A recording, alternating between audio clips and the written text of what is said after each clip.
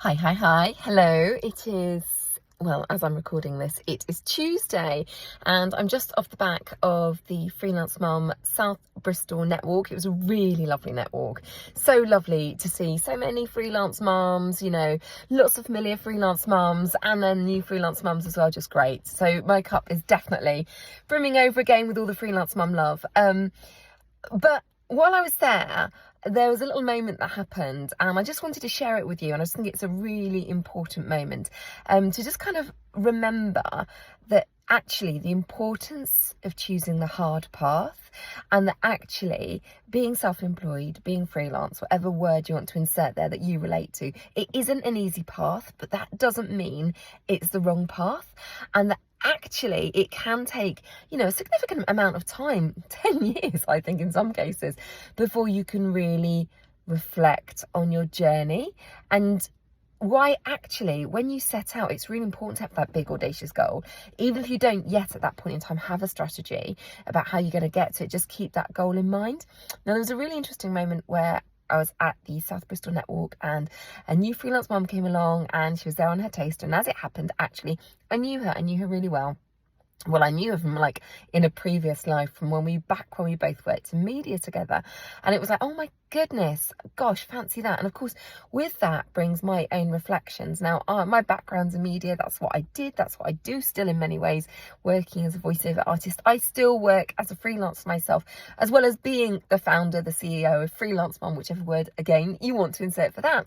But as I was sort of chatting to I'm not going to name her, but as I was chatting to this freelance mum on her taster, it made me realise how far I've come.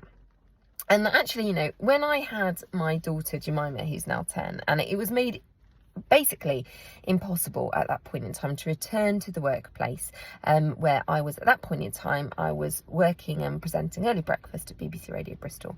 And life's moved on a lot since then, but at that point in time, a job share just wasn't possible. And it was really hard. That was a really tricky pill to swallow, not just because it was about the workplace, but because it's also a big part of that is about freelancing and identity.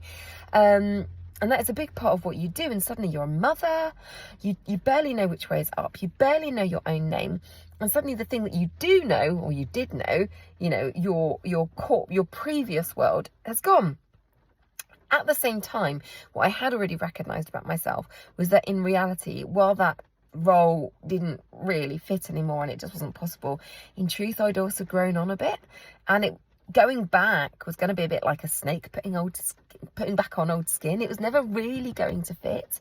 So while it was quite hurtful at the time and it was quite rejecting, by the same token I knew it was right. And if I had my time again, I would still do this all over again without a doubt. I'd give my old self a great big hug, but I definitely choose this path again.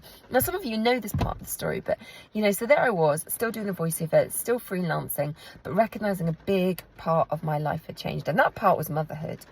And I knew that I needed something else, so I set about starting this thing as we now know it to be today, as Freelance Mum, initially as a podcast, and then going out and actually setting it and building the networks. But it wasn't the easy path. It was the hard path.